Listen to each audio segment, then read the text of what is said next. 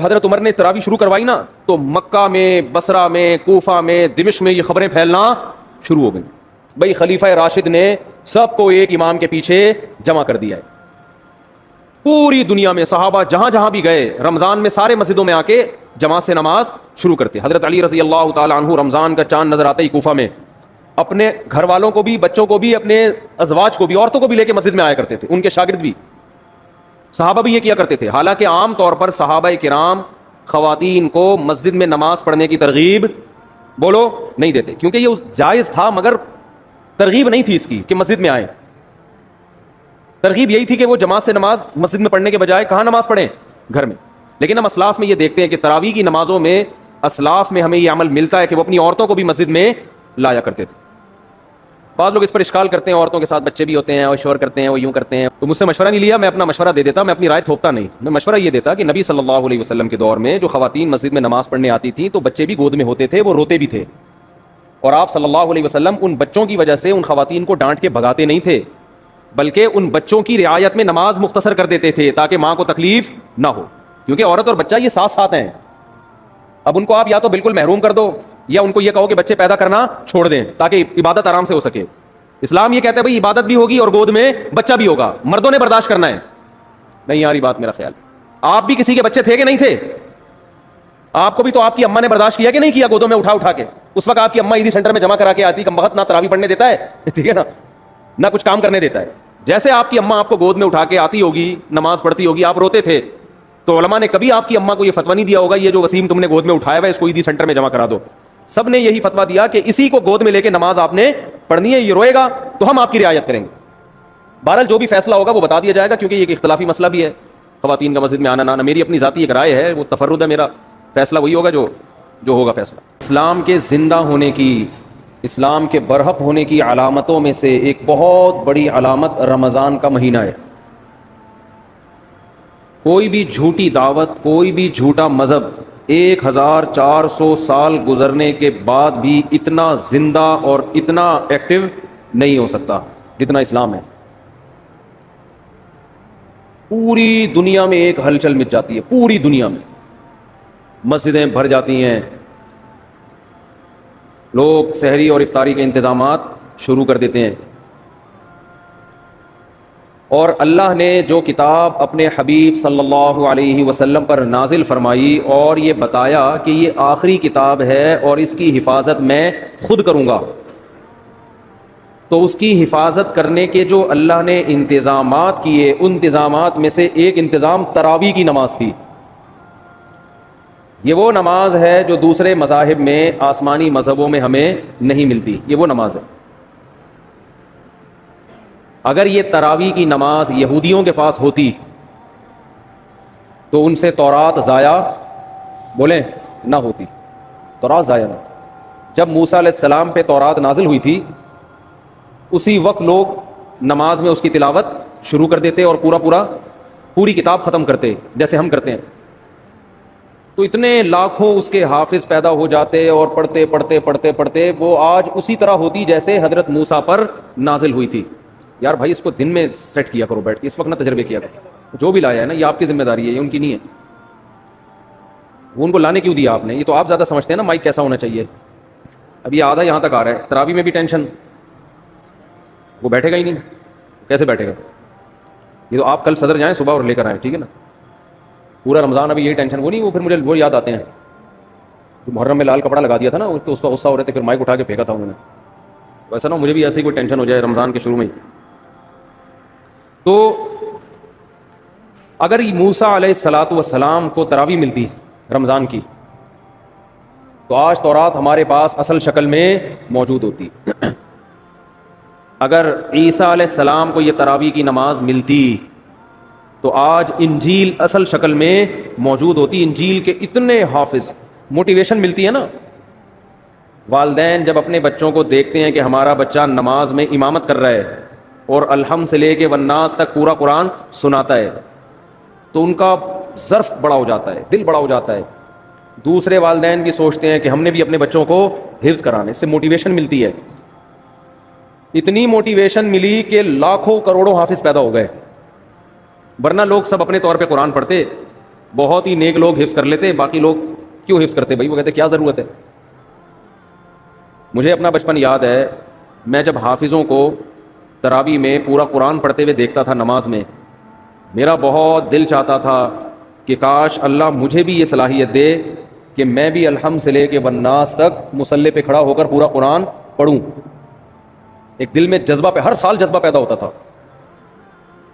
اب بچپن میں تو ہم اسکول کالج میں پڑھے, ہمیں کہاں ٹائم ہی نہیں ملا, لیکن جب ادھر کو آئے نا تو پھر بڑی عمر میں نے حفظ کیا, اور بڑی تمنا تھی پڑھائی کے دوران حفظ کرتے کرتے بالآخر جب پہلی مرتبہ میں نے قرآن سنایا ہے تو پوری رات بیٹھ کے میں یاد کرتا تھا, پوری رات.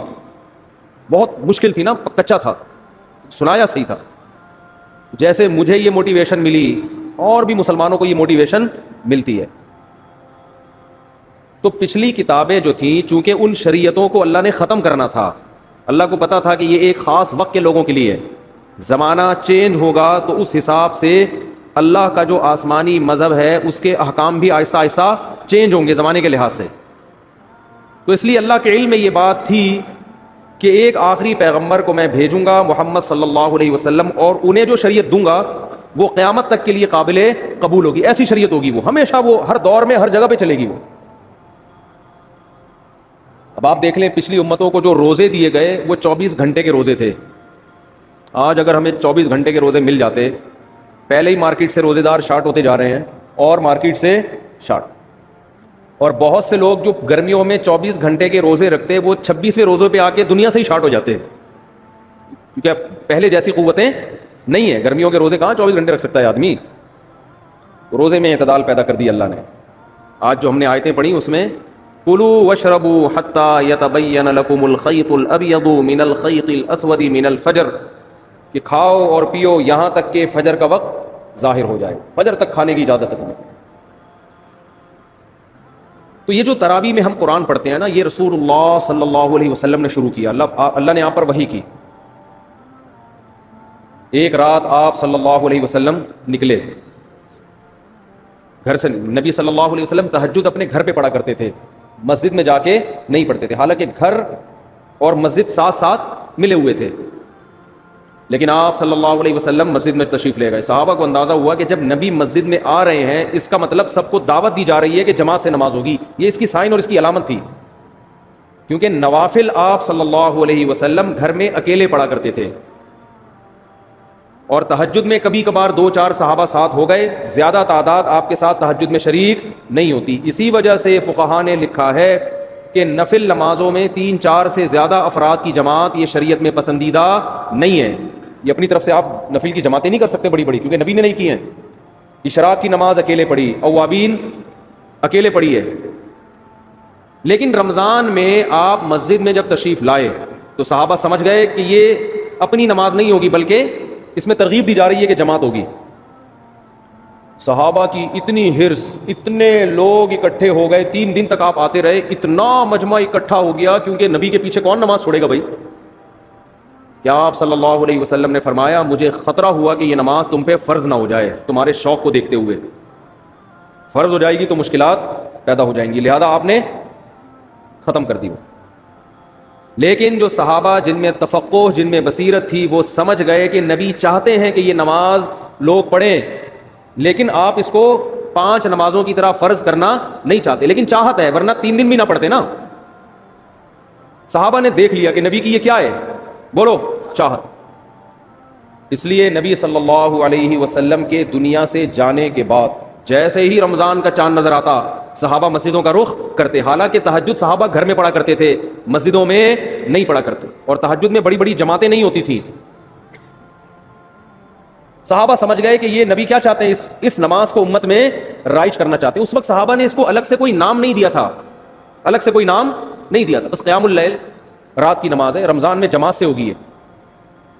ایسی صحابہ کرام کی حرص تھی اس نماز میں, کیونکہ بدعت نہیں تھی, کیونکہ دیکھ چکے تھے نا, نبی کر چکے ہیں, کہ حضرت ابو بکر کے دور میں سب جماعتوں میں بٹے ہوئے ہوتے تھے. سارے صحابہ چونکہ حافظ نہیں تھے, حضرت ابو بکر, عمر, علی, عثمان, چاروں صحابہ رضی اللہ عنہم یہ حافظ تھے. ان کو مسجد میں جماعت سے پڑھنے کی ضرورت بولو نہیں تھی, کیونکہ تراویح کا بڑا مقصد ایک یہ ہے کہ جس کو قرآن یاد نہیں ہے وہ حافظ کے پیچھے قرآن سن کر اپنے قرآن کا دور مکمل کر لے. حضرت عمر یہ نماز گھر میں پڑھا کرتے تھے, اور علماء کہتے ہیں کہ جس کو قرآن یاد ہو اس کے لیے خود سے تراویح پڑھانا یہ کسی کے پیچھے پڑھنے سے بہتر ہے. سمجھ رہے ہیں کہ نہیں سمجھ رہے ہیں؟ نہیں یار میرا خیال ہے بات سمجھ میں, ابھی تو آپ کے اچھے بھی سمجھیں گے انشاءاللہ. آواز گونج تو نہیں رہی نا؟ گونج رہی ہے, بہت گونج رہی ہے یار. کچھ کرو یار اللہ کا واسطہ, مجھے سمجھ میں نہیں آ رہی. رمضان آتے ہی ٹینشن اسٹارٹ. تو جو حافظ ہے نا, حافظ جو خود پورا قرآن پڑھ سکتا ہے, اسے چاہیے اپنی الگ جماعت کرائے, الگ جماعت, تاکہ اس کا قرآن کیا ہو جائے, پورا ریپیٹ ہو جائے. جو حافظ نہیں ہے وہ حافظ کے پیچھے پڑھیں. صحابہ یہی کیا کرتے تھے. نبی نے فرمایا نا 73 فرقوں میں سے جنتی کون ہے؟ جو میرے اور صحابہ کے طریقے پر. تو صحابہ کیا کرتے تھے؟ حضرت ابو بکر کے دور میں جو قاری اچھا لگتا کہ بھئی آپ زیادہ اچھا پڑھتے ہو, چلو بسم اللہ کرو, آگے کھڑے ہو, ہم آپ کے پیچھے نیت مانتے ہیں. یہ رمضان کے علاوہ یہ کام نہیں ہوتا تھا. اگر رمضان کے علاوہ ہوتا نا, حضرت ابو بکر روکتے, بدعت کہہ کے روکتے اس کو, یہ تم نے کیا شروع کر دیا نیا کام. حضرت ابو بکر کے دور میں تراویح کی نمازیں ہوئیں, لیکن سب نے اخپل طریقے سے پڑھی ہے. جماعتیں ہوئیں, ایک مسجد میں کئی جماعتیں ہوتی تھی. بھائی مجھے یہ والا قاری پسند ہے, اس کی آواز اچھی ہے, چلو بھائی آ جاؤ. مجھے وہ والا اچھا لگ رہا ہے, اس کی آواز اچھی ہے, چل بھائی میں اس کے پیچھے پڑھوں گا, آپ اس کے پیچھے پڑھیں. بعض لوگ اسپیڈ کو دیکھ رہے ہوتے ہیں, آواز کے بجائے کس کو دیکھتے ہیں؟ بھائی فلاں کی اسپیڈ تیز ہے, ہم اس کے پیچھے پڑھیں گے. امید ہے صحابہ تو یہ نہیں کرتے ہوں گے اسپیڈ, ٹھیک ہے نا, وہ کون زیادہ اچھا پڑھتا تھا. تو حضرت ابو بکر کے دور میں جتھوں کی شکل میں کئی جماعتیں مسجد میں ہو رہی ہیں. یہ رمضان کے علاوہ نہیں ہوتی تھی, ہوتی تو روکتے ان کو نا حضرت عمر کے بھی, کیا بدعت شروع کر دی ہے. لیکن حضرت ابو بکر نے ان کو روکا نہیں, کیونکہ جانتے تھے کہ نبی سے یہ ثابت ہے. حضرت عمر رضی اللہ تعالیٰ عنہ کا دور آیا, آپ رمضان میں مسجد میں آئے رات کے وقت, دیکھا کوئی ادھر نماز پڑھ رہا ہے جماعت سے, کوئی ادھر پڑھ رہا ہے, کوئی ادھر پڑھ رہا ہے, ایک رونق مسجد میں. حضرت عمر نے فرمایا کہ یہ ایک امام کے پیچھے جمع ہو جائیں تو کتنا اچھا ہو. ہر آدمی اخپل طریقے سے کیوں پڑھ رہا ہے بھائی؟ مسجد میں کیا ہونا چاہیے بولو؟ ایک امام, ایک بڑی جماعت ہو نا. کیونکہ نبی صلی اللہ علیہ وسلم نے رمضان کی راتوں میں جو 3 دن تراویح پڑھی, وہ مسجد کو ایک رونق دی ہے, اور وہ ایک امام تھے اور ان کے پیچھے سب نے نماز پڑھی ہے. تو مسجد کی رونق اس میں ہے کہ ہر آدمی اخپل طریقے سے کسی امام کے پیچھے نماز پڑھنے کے بجائے ایک امام کے پیچھے بولو نماز پڑھے. وہ دن اور آج کا دن مسجد حرام میں بھی اور مسجد نبوی میں بھی ایک ہی امام کے پیچھے تراویح ہوتی چلی آ رہی ہے. جتنی رکعتیں حضرت عمر نے حکم دیا تھا نا امام کو پڑھائے, نہ ان رکعتوں میں کمی بیشی ہوئی اور نہ اس طریقے میں کمی بیشی ہوئی جو طریقہ حضرت عمر نے شروع کیا تھا. اب اس میں علماء 2 حصوں میں بڑھ گئے. بعض علماء نے کہا کہ حضرت عمر رضی اللہ تعالی عنہ نے جو ایک امام کے پیچھے لوگوں کو جمع کیا تو اصل حکم یہ نہیں تھا, اصل یہ تھا کہ ہر آدمی اپنی الگ جماعت کرا سکتا ہے. لہذا ان علماء نے کہا, جیسے کہ بعض سعودی عرب کے علماء کی رائے ہے, کہ آج بھی تراویح میں مسجد میں 2 جماعتیں جائز ہیں. یہ بعض علماء کی رائے ہے کہ بھائی حضرت ابو بکر کے دور میں کتنی جماعتیں ہوتی تھیں؟ بہت سی جماعتیں ہوتی تھیں. لیکن جمہور کا قول یہ ہے, جس میں حنفی بھی شامل ہیں, حنفیہ, کہ ٹھیک ہے ہوتی تھیں, لیکن جب حضرت عمر نے اس کو ختم کر دیا اس سسٹم کو, اور باقی تمام خلفائے راشدین نے, حضرت عثمان, حضرت علی نے دوبارہ وہ 2 جماعتیں شروع, 2 یا زیادہ جماعتیں نہیں بلکہ ایک امام کے پیچھے, تو اب حضرت عمر کے فیصلے کے بعد ایک مسجد میں تراویح کی 1 سے زیادہ جماعتیں جائز بولو نا نہیں ہے. کیوں جائز نہیں ہے؟ رسول اللہ صلی اللہ علیہ وسلم نے فرمایا, علیکم بسنتی وسنت الخلفاء الراشدین المہدیین, کہ میری اور خلفائے راشدین کی سنت کو لازم پکڑو. بات سمجھ میں نہیں آ رہی میرا خیال ہے. تو جنہوں نے خلفائے راشدین کی سنت کو نبی کے کہنے پہ لازم پکڑا, وہ مسجد میں کتنی جماعتیں کرتے ہیں؟ ایک. اور اس میں رونق بھی ہے. اور بعد کے خلفائے راشدین نے حضرت عمر کے اس کارنامے کو بہت سراہا. حضرت علی رضی اللہ تعالی عنہ ایک دفعہ مسجد نبوی میں نکلے رمضان میں, دیکھا ایک امام کے پیچھے لوگ تراویح پڑھ رہے ہیں. فرمایا اللہ عمر کی قبر کو نور سے بھر دے, او کما قال, کہ اس نے ہماری مسجدوں کو رونق بخش دی. مجمع بڑا ہو گیا نا, تو اس میں مسجد میں کیا ہوتی ہے؟ رونق. ہر آدمی اخپل طریقے سے پڑھ رہا ہو, 2 ادھر پڑھ رہے ہو, 2 ادھر, ان کی آوازیں بھی آپس میں کیا ہوں گی؟ ٹکرائیں گی. پھر لوگوں میں بحث بھی ہوگی, وہ والا زیادہ اچھا پڑھ رہا ہے, وہ اس کی اسپیڈ بہت تیز ہے, آ جا ادھر آ جا, ہوتا ہے نا ایسے. ہمارے یہاں تو یہ پھٹا شروع ہو جاتا ہے نا, ابے وہ آدھے گھنٹے میں ایسے پورا اسپیڈ سے بھاگا ہے, تو ابھی کیا کر رہا ہے. مسجدوں میں نا یہ مقابلے ہوتے ہیں. تمہارے یہاں تراویح کتنے بجے ختم ہوتی ہے؟ 10 بجے. ابے تمہارے یہاں 10, ہمارے یہاں تو 9:45 پہ ختم ہو جاتی ہے. ایسا فخر کرتے ہیں جیسے 15 منٹ بچا کے پتہ نہیں یہ کیا کوئی بزنس کریں گے, کروڑوں روپے کمائیں گے اس میں. تو بہت صحابہ کرام مسجدوں کو کیا کر دیا کرتے تھے, بھر دیا. انہوں نے نام نہیں دیا اس کو تراویح کا, لیکن وہ یہ جانتے تھے کہ یہ ایک ایسی نماز ہے جو رمضان کے ساتھ خاص ہے, اس اسٹائل میں ہوگی, اتنی رکعتیں ہوں گی. پھر بعد میں اسلاف نے اس کو تراویح کا نام دے دیا کہ بھئی الگ نام دے دو. نام دینے GK Islam 7 and 6. Please subscribe my channel.